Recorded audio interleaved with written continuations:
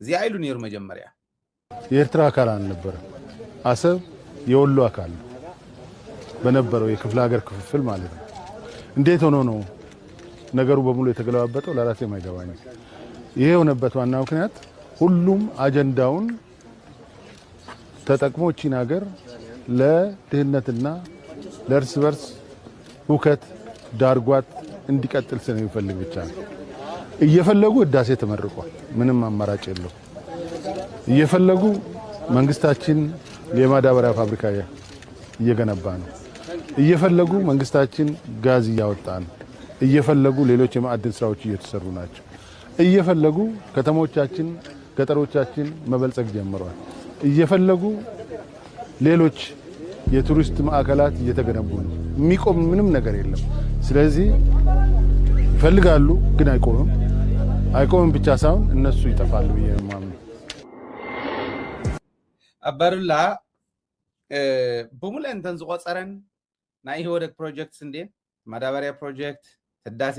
ግድብ ናይ ማዕድን ጉዳይ ናይ ከተማ ልምዓት ጉዳይ ኣብዚኣ ዝቆፀረን በሙሉን ንብልጽግና ዝመልከታ ያለዋን ናይ ህወደግን ናይ መለስ ዜናዊ ሌጋሲን ዓርሱ ይዘዋርድ ዘሎ አባዱላ ናይ ኤርትራ መخሓድን ዓሰብ ከመይ ከደ ኤርትራ ከመይ ከደ ዝብል መخሓድን መልስለዎ ኸሪእኩም እዩ ግን አባዱላ ዓርሱ ዋሪዱ ኣብ ይወደግ ኮይኑ ይወደግ ከም ይወደግ ናይ መለስ ሌጋሲ ኢልና ንቕምጦም ናይ ይወደግ ሌጋሲ ኢልና ንቕምጦም ኩሎም ቆፂሩ ንብልጽግና ክህብ ንኣብይ ኣሕመድ ክህብ ክምኩር ከሎ ህዝቢ ኢትዮጵያ ዘይቕበሎ ምዃኑ ንዝፈለጠ አባዱላ ክንደይ ናይ ዝኣክል ሉዝ ከም ዝገበረ ብተግባር ተርእይዎ ይኹም ተዋና ሎሚ ንእሽትላን ፈገግ ኢልና ፍሽኽ ኢልና ክንጀምሮ ኢለ ሓሰብክዎ ግን ዚያራ ኢለይ ተማርከው ከባድ የሚባሉ 5 ዓመታትን ምርኮኛና እስረኛ ሆነው አሳልፈዋል እነዚያን ዓመታት እነዚያን ዘመናት እንዴት ተሻገሯቸው በምን አቅም አለፏቸው አላቅ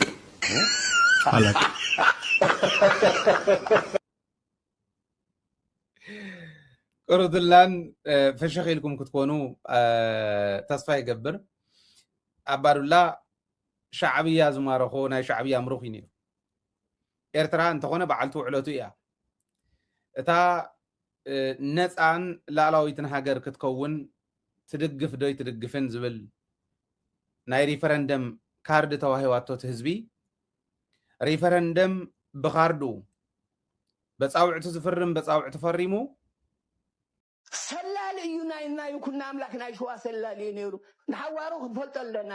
ታውነ ተክለ ሃይማኖት ናይ ትግራይ ኮነ ንሕናይ አፍትገል ንበለ ዘለና ተናይ ሸዋ ይልካ ሚርካይ ተከከልያ አይውን ስኹምሪየ ተክለ ሃይማኖት ትዘት መታለል አብታ ታሪክ ቆይ ታሪክ እዩ ተክለ ጻድቅ መኮሪ አለዩ ብሎ ካለ አለዩ ስለዚህ አነ እንኳን ማህበረ ቅዱሳን ናቦሊስ ትግራይ በመخصاص ናቦሊስ ጣቢያ ምቅራበ ይዘጉ ነበር ዘናስሐን የብለይ ዝፈርሐል የብለይ ንድሕሪ ዝብለል የብለይ አነ ኮ ኦርቶዶክስ ኮይ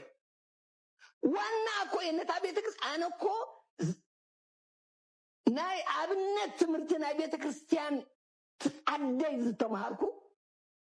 ካብ ንብረድ ገብረ መስቀል ጀሚረ አቡነ ዮሐንስ አክሱም ዘዓብየፉ ውድ ቤተክርስቲያን ኮያ ካው ቴዎሎጂ ነገረ መለኮት ዝተመረቁ እንታባይን ለዓልኮን ኦርቶዶክሳዊ ተዋህዶ ቤተክርስቲያን ዝሕገነላ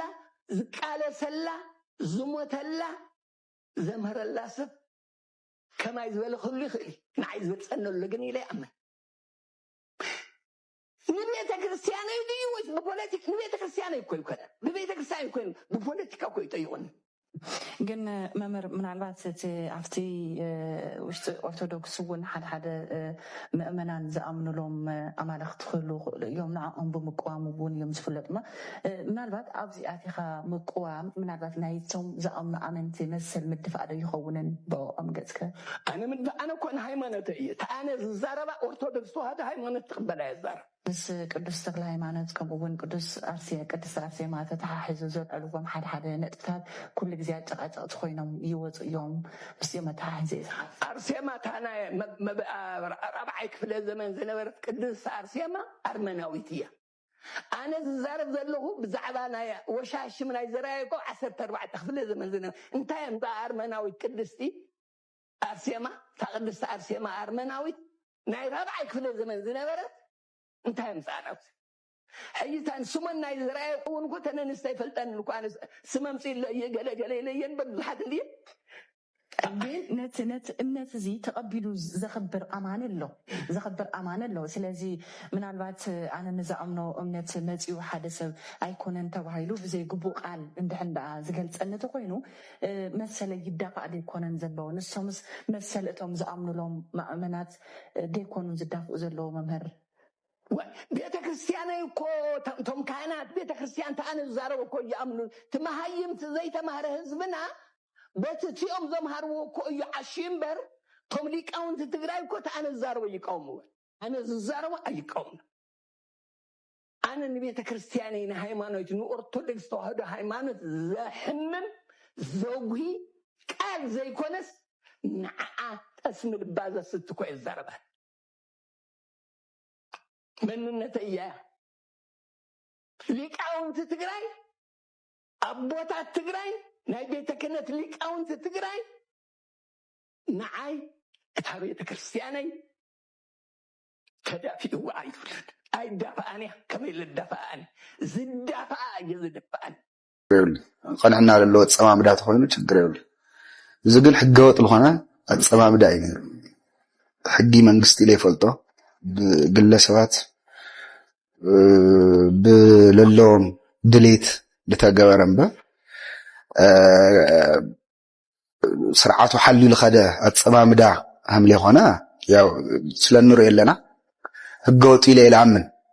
خالي قدعنا ለለው ጽምዶ ግን ይጽላል قدعنا ለለው ጽምዶ ምስመን ምስኹሎም ህዝብታት ስለዚ አምሃራ ስለዚ አገው سيز إرترا سيز عفار سيز أمرو مس أورما مس كل إثيوبياوي صمدو مفتار يتكلم بي أيقودي كوز كلنا جر حليفو يكرر تواهي لها وعلى بيترا تفرمو عن سارة وسلامني ملو على يهون عن سارة وسلامني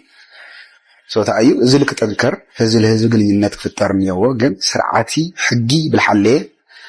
መንግስታት بالفلطو كخونيو ያው ጊዜያዊ ምሕዳር ክኾን ይኽእል ና ፌደራል መንግስት ክኾን ይኽእል بالفلطو ተትግበር ለጽላ አይኾነ كوز እንድሕርና ማን ቅንዕና ሃልዩ ሆን ሰላም አስታይ ወምዝገረምና ትልገወርዎ ልንገር ይኾነ ባት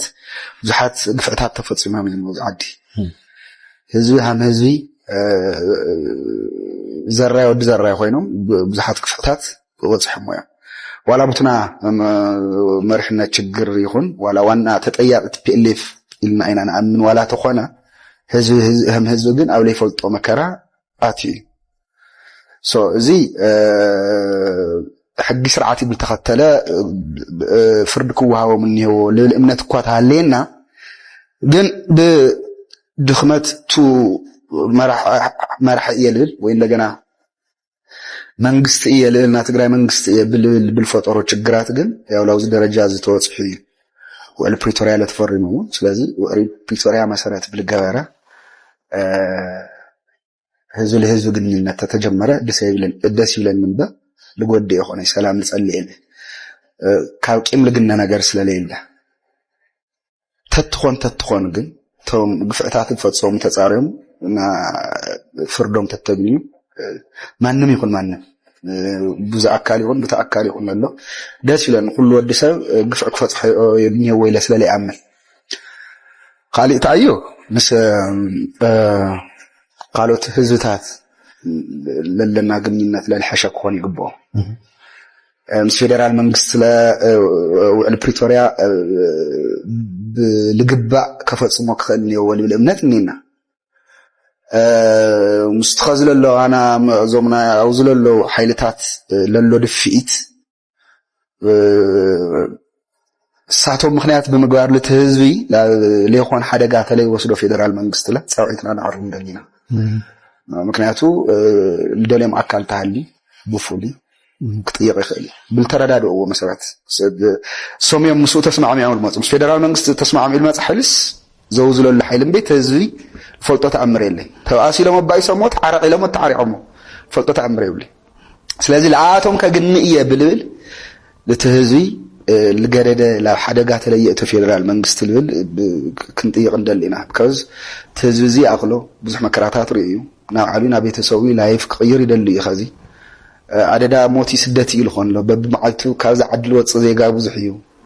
تا كتما هم كتما تقراي هم تقراي تلالو تخونتات لك أسلا لي خونا بإيكونومي تدقق الله أسلا لخونا أسشوكو يلخونا فتان لخونا ملاش هيو فيدرال منقستي همنا إثيوبيا كللات حانت كلل ريو همتان خالقوتات الحشان قسقاسي لك في التراي طعي لخونا منقستي لك قاقومي بدأ بفوكس غيرك سرح بنيو في الله أفتو جزياهم محدار حقاف لخونا جزياهم محدار كفتر كخلنيو كاو كلو التوصاصه هم طعن تولو لخا لكلو الوكل لهزو للشاغر مسخالوت هزوታት ለጽቡቅ ግንኙነት ክፈጠር ልኽእል መምሕዳር ልክፈጠር ጊዜ ለህ ጉዳይ ስለላይ ሆነ ፌደራል መንግስት